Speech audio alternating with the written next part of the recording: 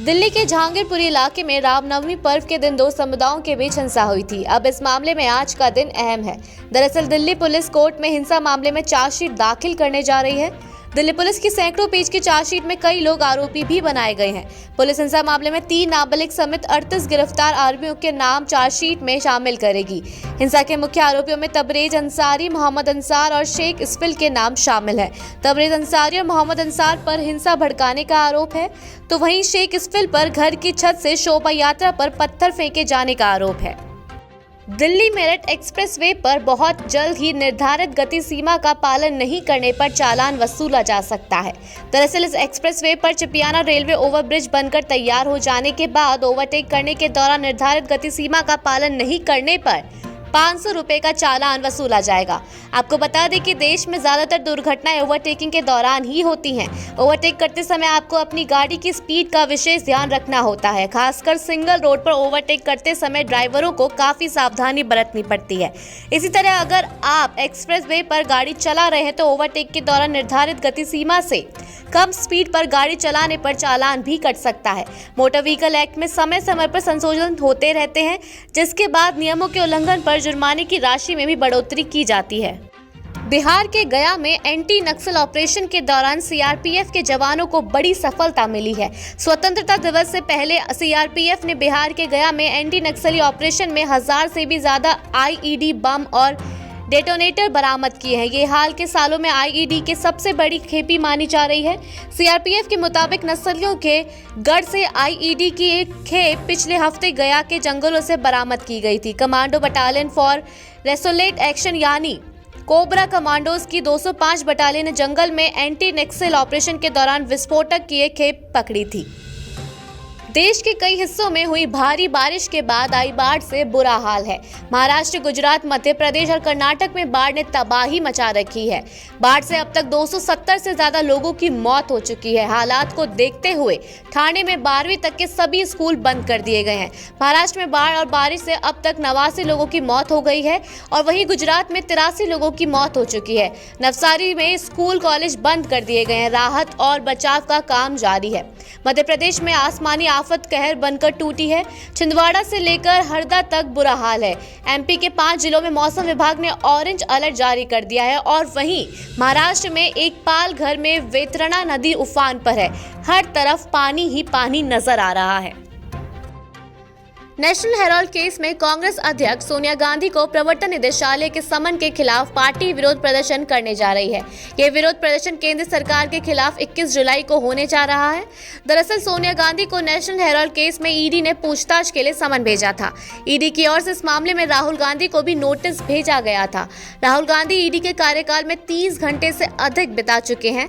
बुधवार को पार्टी की ओर से काफी अहम बैठक बुलाई गई, जिसमें इस मामले पर चर्चा की गई। इसके अलावा आज भी एक बैठक बुलाई गई है, जिसमें सभी सचिव, प्रदेश प्रभारी, पीसीसी चीफ को बुलाया गया है। इस बैठक में भारत जोड़ो यात्रा और संगठन के कार्यक्रम पर चर्चा होगी। बैठक में पार्टी के शीर्ष नेता शामिल होंगे और इस दौरान विरोध यात्रा और जनता तक पहुंचने के अन्य कार्यक्रमों पर भी चर्चा होगी।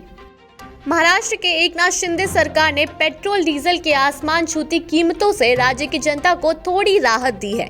सीएम एकनाथ शिंदे ने प्रेस कॉन्फ्रेंस के दौरान ऐलान किया कि राज्य में पेट्रोल पर 5 रुपए और डीजल पर 3 रुपए कम करने का फैसला लिया गया है। इसके बाद सरकार पर 6000 करोड़ रुपए का बोझ आ गया है।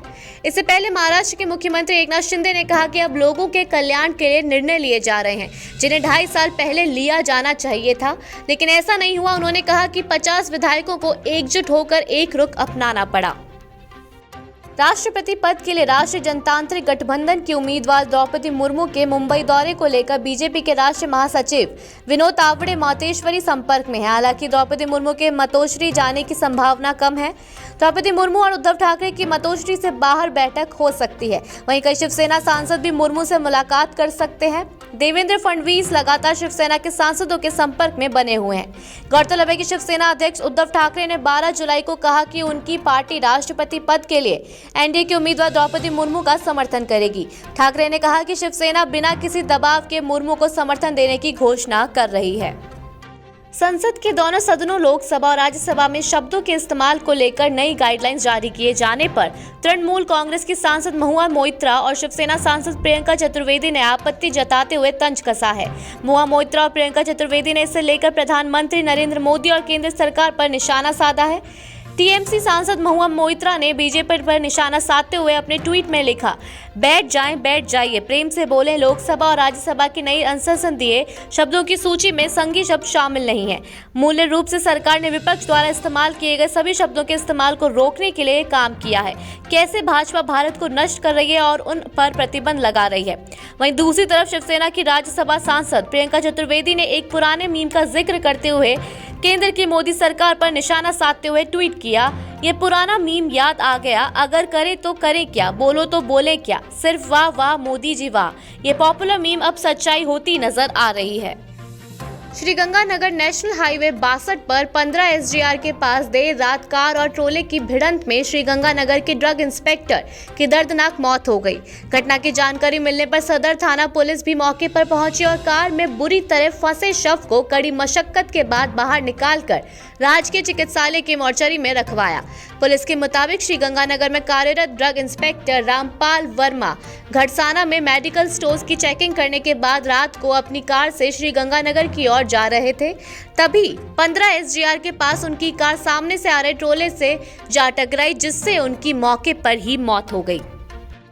और वहीं केंद्र सरकार आम आदमी को हवाई सफर कराने के लिए अगले 3 साल तक औसतन प्रति वर्ष 200 के करीब नई रूटों पर फ्लाइट का संचालन करेगी। नई रूटों पर फ्लाइट आरसीएस उड़ान योजना के तहत चलाई जाएंगी। इस तरह साल 2025 तक कुल 1000 रूटों पर उड़ान के तहत फ्लाइट चलाने की तैयारी है। ये घोषणा हाल ही में नागरिक उड्डयन मंत्री ज्योतिरादित्य सिंधिया ने की है और उसके साथ ही देश में एयरपोर्ट की संख्या बढ़ाने का भी लक्ष्य रखा है। मौजूदा समय 141 एयरपोर्ट से उड़ान भरी जा रही है। एयरपोर्ट की संख्या बढ़ाकर 220 करने की लक्ष्य भी रखा गया है, यानी औसतन 25 से 30 नए एयरपोर्ट पर हर साल बनाने की तैयारी है।